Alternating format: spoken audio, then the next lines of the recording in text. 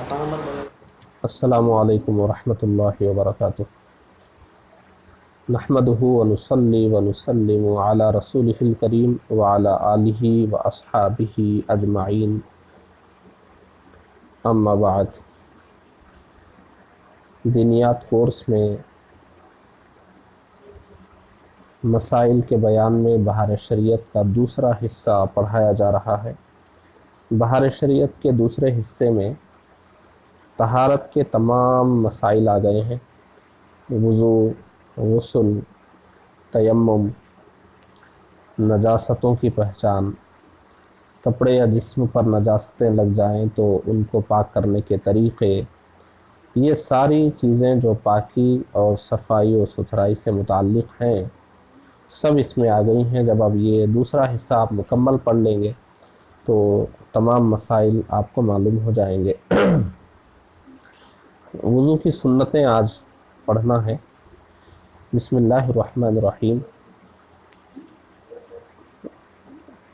وضو پر ثواب پانے کے لیے حکم الہی بجا لانے کی نیت سے وضو کرنا ضرور ہے، یعنی ضروری ہے، ورنہ وضو ہو جائے گا ثواب نہ پائے گا۔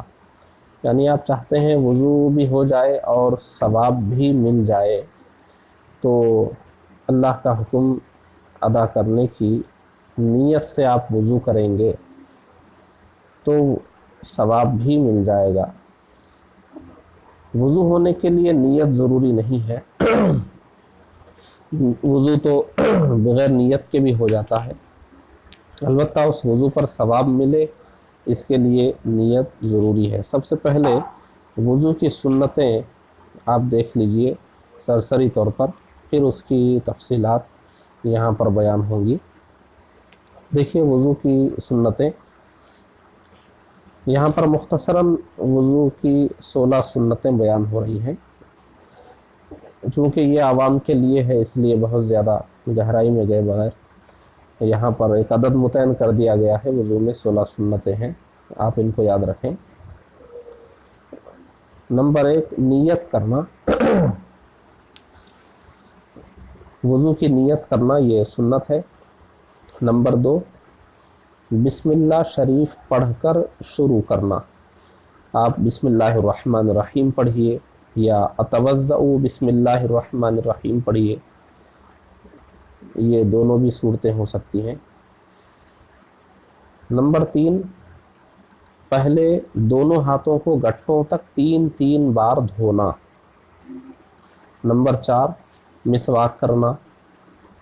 نمبر 5، 3 چلو سے 3 بار کلی کرنا۔ کلی بھی 3 بار ہو اور 3 نئے پانیوں سے ہو۔ 3 چلو لیں، یعنی ایک بار ہاتھ میں پانی لینے کو چلو کہتے ہیں۔ 3 بار پانی لے کر 3 کلیاں کریں گے۔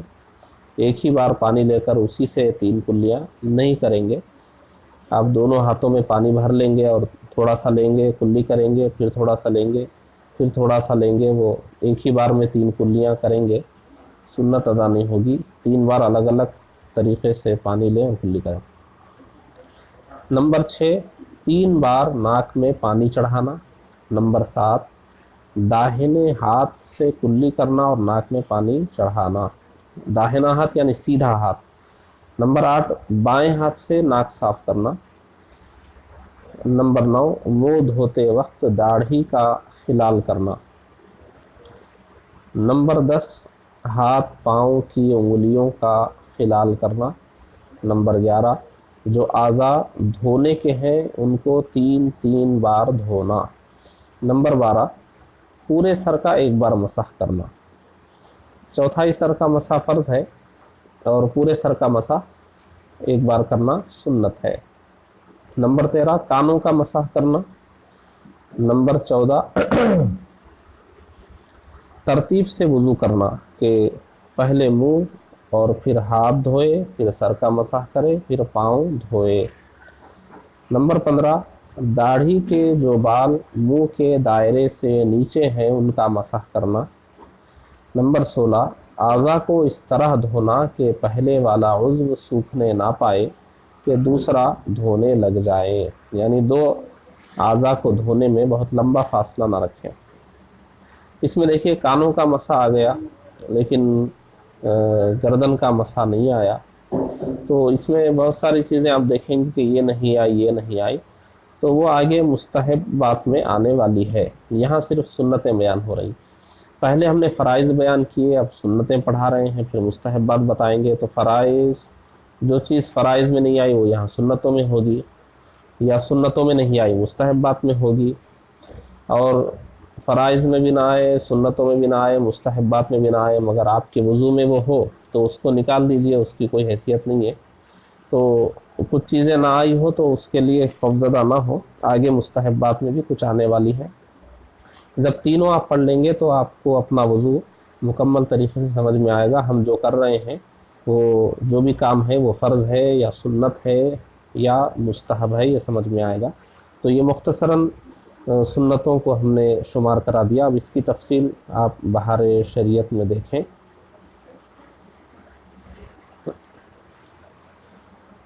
اب دیکھیے وضو کی سنتیں، یہاں عنوان بنا ہوا ہے. ایک مسئلہ ہم نے پڑھا دیا تھا. دوسرا دیکھیے بسم اللہ سے شروع کرے. وہاں پر صرف اتنا ہی تھا بسم اللہ سے شروع کرے، لیکن اب یہاں اور بھی تفصیل ہے جو بہار شریعت میں ہوتی ہے.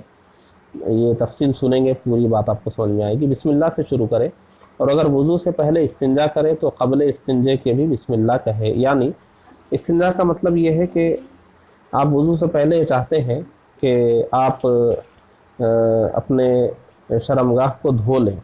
ہو سکتا ہے کوئی نجاست ہو، بہرحال سب کچھ صفائی کر کے وضو کریں، ایسا خیال ہے آپ کا، تو اس کو استنجا کہتے ہیں. اب وضو کرنے گئے اور آپ کا یہ خیال ہوا کہ ہم استنجا کے مقام کو دھو لیں، تو اب اس سے پہلے بھی، یعنی جب آپ ابھی حمام میں نہیں جائیں گے اس سے پہلے ہی بسم اللہ پڑھ لیں. یہ بھی بسم اللہ پڑھنے کی ایک صورت ہے. تو اگر وضو سے پہلے استنجا کرے تو قبل استنجے کے بھی بسم اللہ کہے، مگر یہ حمام میں جانے یعنی بیت الخلاء میں جانے یا بدن کھولنے سے پہلے کہے، یعنی باہر ہی کہہ لیں اس کے بعد اندر جائیں، کہ نجاست کی جگہ اور بعد سطر کھولنے کے زبان سے ذکر الہی منع ہے. تو دیکھیے وہاں جو ہمارا اسلام میں ہم نے بتایا وہ مختصر کتاب ہے، وہاں یہ تفصیل نہیں تھی. بہار شریعت میں آپ کو یہ تفصیل مل گئی. تو جو وہاں تک دیکھیں گے کہ بس سنتیں معلوم ہو گئی، ادھر ہی سے غائب ہو جائیں گے، تو اتنی تفصیل نہیں پتہ چلے گی. اس لیے آپ مکمل ویڈیو دیکھیے تاکہ آپ کے علم میں اضافہ ہو. تو یہ آپ سیدھا وضو کرنے بیٹھ گئے تو بسم اللہ کہہ کر آپ وضو کریں گے. اور وضو سے پہلے آپ اگر اپنے مقام خاص کو دھونا چاہتے ہیں تو آپ بیت الخلاء میں جانے سے پہلے بھی بسم اللہ پڑھ لیجئے. اب دیکھیے، اور شروع یوں کرے کہ وضو شروع کرتے وقت شروع یوں کرے کہ پہلے ہاتھوں کو گٹوں تک 3 بار دھوئے. اب اس کی تفصیل میں آپ دیکھیے، صدر الشریعہ آپ کو لے جا رہے ہیں. 3 بار آپ پہلے ہاتھ دھوئیں گے. اگر پانی بڑے برتن میں ہو اور کوئی چھوٹا برتن بھی نہیں کہ اس میں پانی اونڈیل کر ہاتھ دھوئے، تو اسے چاہیے کہ بائیں ہاتھ کی انگلیاں ملا کر صرف وہ انگلیاں پانی میں ڈالیں، ہتھیلی کا کوئی حصہ پانی میں نہ پڑے، اور پانی نکال کر دہنا ہاتھ گٹے تک 3 بار دھوئے. پھر دہنے ہاتھ کو جہاں تک دھویا ہے بے تکلف پانی میں ڈال سکتا ہے اور اس سے پانی نکال کر بایاں ہاتھ دھوئے. دیکھیے اب یہ مسئلہ سمجھیے کیا ہے.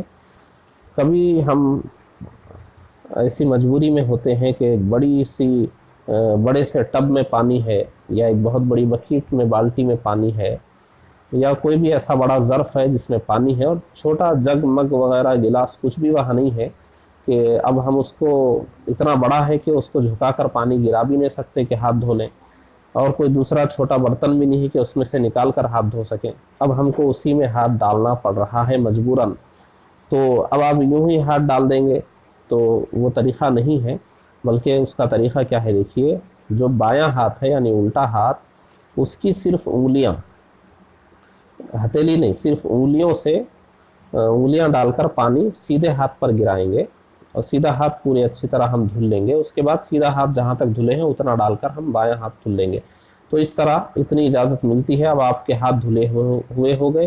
اب اس میں ہاتھ ڈال کر بھی آپ پانی نکال کر وضو کریں گے تو بھی وہ پانی مستعمل نہیں ہوگا، یعنی وضو کے قابل رہے گا.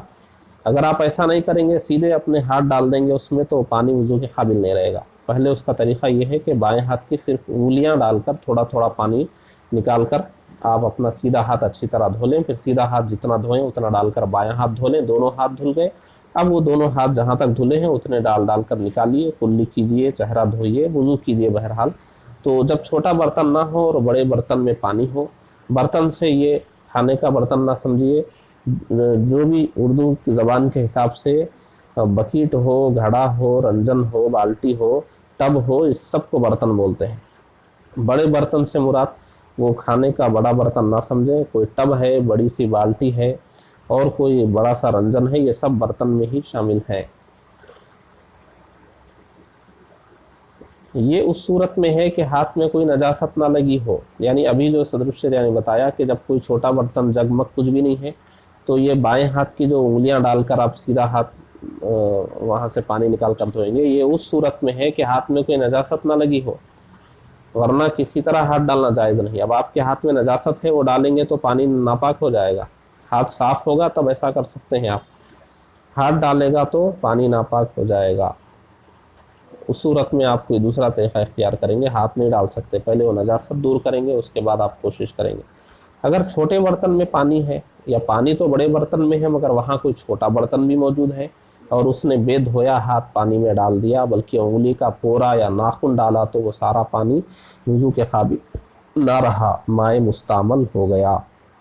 इसको समझ लीजिए, जैसे एक बैरल की मिसाल लीजिए कि आप बैरल में से पानी निकाल रहे हैं वुज़ू करने के लिए, तो अब आपका हाथ धुला हुआ नहीं है, अब वो पानी निकालने में आप बेहतियाती किए, आपकी उंगलियों नाखूनों का हिस्सा या पोरे वगैरह वो बैरल में पड़ गए, तो वो अब वो वुज़ू के काबिल नहीं रहा वो पानी।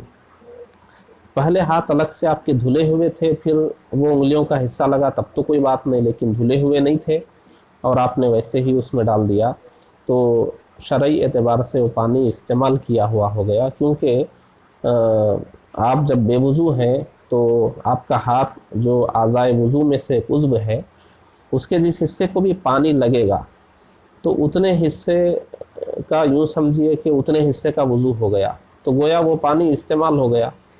तो अब आप जब बकेट में या बैरल में पानी भरा हो और आप उसमें आपका हाथ पड़ गया, वो धुला हुआ नहीं था, तो उतने हिस्से का वुज़ू तो हो गया, तो वो पानी बहरहाल शरई एतबार से कुछ काम तो कर गया, तो इस्तेमाल शुदा हो गया, इसलिए अब फिर वो वुज़ू के लिए इस्तेमाल नहीं हो सकता। ये थोड़ा बारीक मसला है, इसको समझ लीजिए, आसानी से मैंने समझाने की कोशिश कर दी। शरई एतबार से वो पानी वुज़ू के लिए एक बार इस्तेमाल हो चुका है।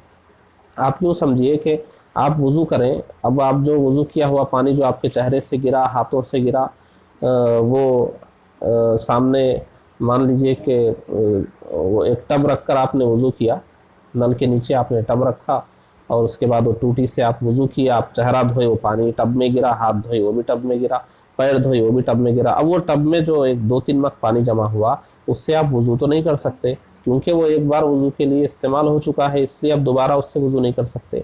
ऐसे ही समझ लीजिए कि बैरल में जो पानी रखा है या बकेट में जो पानी रखा है, आपका हाथ धुला हुआ नहीं था, तो आपका हाथ जब उसमें पड़ गया तो वो उतना हिस्सा जो धुल गया, उतने हिस्से का वुज़ू तो हो गया, यानी वुज़ू में वो भी धुलना था उतना धुल गया, तो बहरहाल वुज़ू के लिए वो पानी इस्तेमाल हो गया। आप नियत करें या ना करें, वुज़ू के लिए नियत ज़रूरी नहीं है, आज़ाए वुज़ू को पानी लग जाएगा, पानी वहाँ से बह जाएगा, उतने हिस्से का वुज़ू हो जाएगा। आपके इरादे की ज़रूरत नहीं है, आप वुज़ू की नीयत से तो नहीं डाल रहे हैं, लेकिन वुज़ू की नीयत से डालना ज़रूरी भी नहीं है। पानी वहाँ से बह गया, समझिए उतने हिस्से का वुज़ू हो गया। जब उतने हिस्से का वुज़ू हो गया तो वो बकेट भर जो पानी था वो उतने हिस्से के वुज़ू के लिए इस्तेमाल हो गया, इसलिए अब वो उससे आप वुज़ू नहीं कर सकते। इसलिए इस मसले को बारीकी से समझें, जब भी बकेट में, बाल्टी में, बैरल में हाथ डालें तो या तो पहले धो लें फिर डालें, या फिर एहतियात से पानी निकालें कि आपकी उंगलियां उसमें ना पड़ें। ये मसला बारीकी से समझ लें, कुछ शक शुबा हो तो पूछ सकते हैं। अच्छा, तो देखिए ये मुस्तमल हो गया। ये उस वक्त है कि जितना हाथ पानी में पहुंचा उसका कोई हिस्सा बेधुला हो, यानी ये जो आपने सीधे जो छोटा मग होते हुए या पानी में हाथ डालने की ज़रूरत नहीं थी, फिर भी आपने हाथ डाल दिया तो पानी वुज़ू के काबिल नहीं रहेगा, मगर कब, جبکہ آپ نے پہلے سے ہاتھ دھویا نہ ہو۔ اگر ہاتھ دھو کر آپ ڈالتے ہیں تب تو کوئی بات نہیں۔ تو وہی فرما رہے ہیں یہ اس وقت ہے کہ جتنا ہاتھ پانی میں پہنچا اس کا کوئی حصہ بے دھلا ہو، ورنہ اگر پہلے ہاتھ دھو چکا اور اس کے بعد حدث نہ ہوا، یعنی ہاتھ دھونے کے بعد وضو پھر نہیں ٹوٹا تھا، تو ہاتھ دھلا ہوا ہی مانا جائے گا شرعاً۔ تو جس قدر حصہ دھلا ہوا ہو اتنا پانی میں ڈالنے سے مستعمل نہ ہوگا، اگرچہ کوہنی تک ہو۔ بلکہ غیر جنوب نے، یعنی جو ناپاک نہیں ہے، اگر کوہنی تک ہاتھ دھو لیا تو اس کے بعد بغل تک ڈال سکتا ہے کہ اب اس کے ہاتھ پر کوئی حدث باقی نہیں۔ ہاں، جنوبی کوہنی سے اوپر اتنا ہی حصہ ڈال سکتا ہے جتنا دھو چکا ہے کہ اس کے سارے بدن پر حدث ہے۔ اس مسئلے کو سمجھ لیجئے۔ ایک آدمی بے وضو ہے، ایک آدمی ناپاک ہے، یعنی بے غسل ہے، غسل کی ضرورت ہے، تو اب یہ دونوں نے کوہنی تک ہاتھ دھویا۔ جیسے مان لیجئے کہ ایک بیرل میں اندر چھوٹا سا مگ ڈوب گیا ہے، اسے نکالنے کے لیے آپ کو ہاتھ ڈالنا ہے، اور آپ بے وضو ہیں، پہلے آپ کوہنی تک ہاتھ دھو لیے، اس کے بعد آپ ہاتھ ڈالے، تو اب ہاتھ آپ کہاں تک ڈالے؟ وہ بغل کے قریب تک آپ ڈال دیے، زیادہ ضرورت پڑ گئی، کوئی بات نہیں، پانی مستعمل نہیں ہوگا کیونکہ کوہنی تک آپ نے ہاتھ دھو لیا۔ آپ صرف بے وضو ہیں، بے وضو کو صرف کوہنی تک ہاتھ دھونے کی ضرورت ہوتی ہے، کوہنی کے اوپر تک، اس کے اوپر کا حصہ تو بے وضو ہوتا نہیں، اس لیے کوئی بے وضو حصہ نہیں گیا۔ لیکن جو ناپاک ہے، بے غسل شخص ہے، اس کو تو پورا جسم دھونے کی ضرورت ہے۔ اب وہ صرف کوہنی تک دھویا، اس کے بعد ڈالا، کوہنی کے اوپر بغل تک لایا، تو کوہنی تک تو دھلا ہوا حصہ تھا لیکن اس کے اوپر تو دھلا ہوا نہیں تھا، اور وہ ناپاک ہے، جسم پورا دھونے کی ضرورت ہے، تو اب وہ اتنا حصہ دھل گیا اس پانی سے تو وہ مستعمل ہو گیا۔ تو خلاصہ یہ ہوا کہ آپ کو اگر بیرل میں ہاتھ ڈالنے کی ضرورت پڑ رہی ہے اور آپ کو بغل تک ہاتھ ڈال کر کچھ نکالنے کی ضرورت پڑ رہی ہے، حوض میں اتنا ہاتھ ڈالنے کی ضرورت پڑ رہی ہے آپ کے گھر میں، تو آپ اگر بے وضو ہیں تو کم از کم کوہنی کے اوپر تک، یعنی جتنا وضو میں ہاتھ دھوتے ہیں اتنا دھو لیجئے، پھر آپ ڈالیے۔ آپ جتنا دھلے ہیں اس سے زیادہ بھی بغل تک بھی ہاتھ ڈالنا پڑا، کوئی بات نہیں، پانی مستعمل نہیں ہوگا، وضو غسل کے قابل رہے گا۔ اور اگر آپ ناپاک ہیں تو پھر جتنا ہاتھ ڈالنے کی ضرورت پڑ رہی ہے وہاں تک پہلے دھو لیجئے۔ بغل تک آپ کو اگر پورا ہاتھ ڈالنے کی ضرورت پڑ رہی تو پورا اتنا حصہ دھوئیے تبھی ہاتھ ڈالیے، ورنہ وہ پانی پھر وضو اور غسل کے قابل نہیں رہے گا۔ اتنا سمجھ لیں، اس کے بعد کے مسائل اگلی ویڈیو میں سمجھائے جائیں گے۔